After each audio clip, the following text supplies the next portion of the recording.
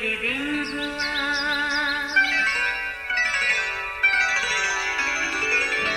نیا پھر دن ہوا، پرانی رات کا کرے سو شکر ہم خدا کی ذات کا، خدا کی ذات کا نیا پھر دن ہوا۔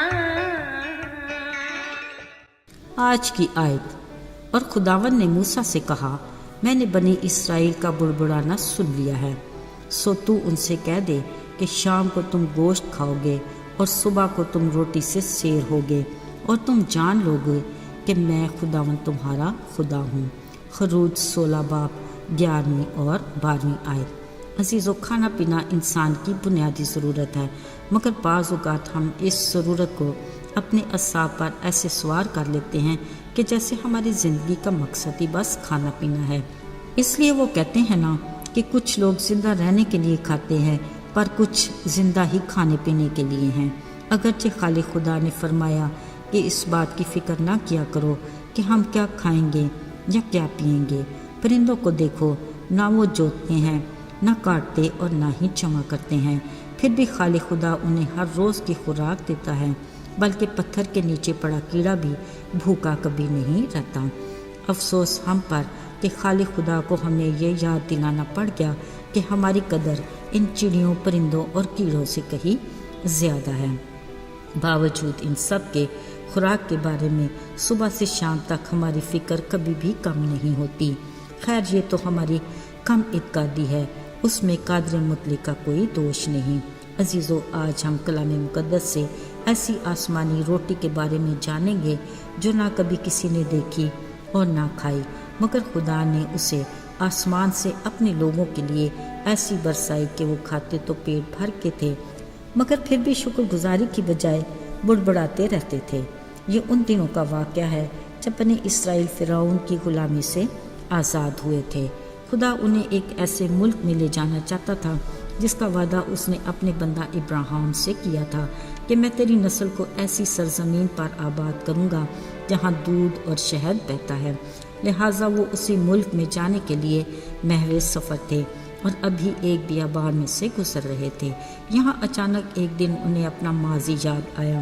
بس پھر کیا تھا، ساری جماعت موسیٰ پر بڑبڑانے لگی، کہنے لگے، کاش ہم خداوند کے ہاتھ سے ملک مصر میں ہی مار دیے جاتے، جب ہم گوشت کی ہانڈیوں کے پاس بیٹھ کر دل بھر کے روٹی کھایا کرتے تھے۔ اب تو ہمیں اس بیابان میں بھوکا مارنے کے لیے لے آیا ہے۔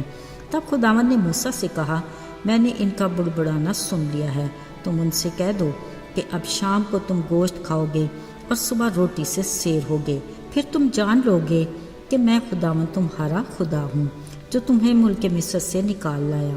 عزیزو، پھر یوں ہوا کہ شام کو اتنی بٹیریں آئیں کہ ان کے خیمہ گاہ کو ڈھانپ لیا۔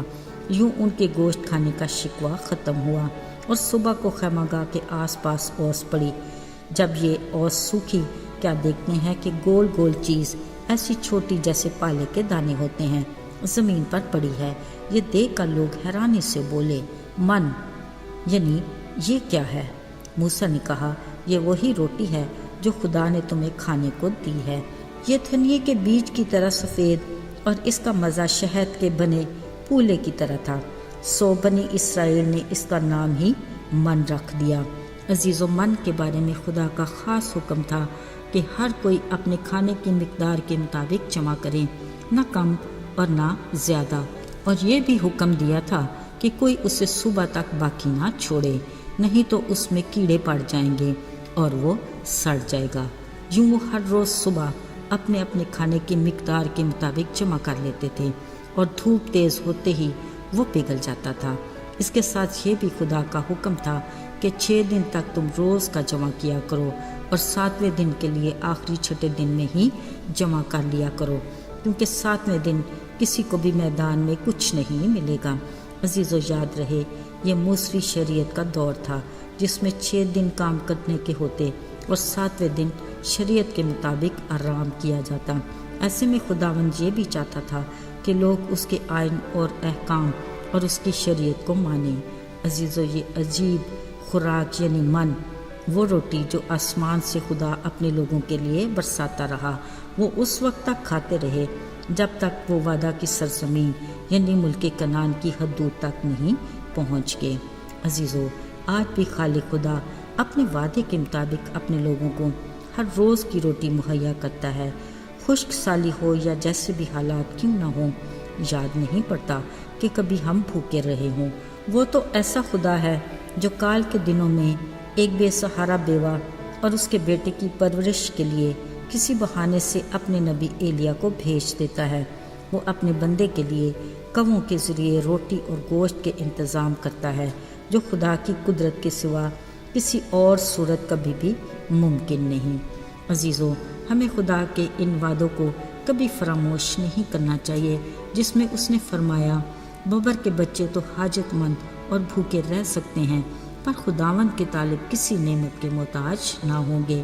بلا شبہ وہ اپنے کہے پر قائم ہے، شرط یہ ہے کہ ہم اس کے طالب رہیں۔ آئیے دعا کریں۔ اے خداوند قادر مطلق خدا، تیرا شکر ہو کہ تو ہمارے لیے اپنے وعدوں پر قائم ہے۔ توفیق دے کہ ہم بھی تیرے وفادار رہیں، پیچھے مڑ کر دیکھنے کی بجائے ہم آگے بڑھ کر تیری روز کی برکات کو حاصل کر سکیں۔ ہمیں شکر گزار دل عطا فرما اور ہر روز صبح اپنے حضور سے ہمارے لیے تازگی کے دن لا۔ یسوع کے مبارک اور بابرکت نام میں آمین۔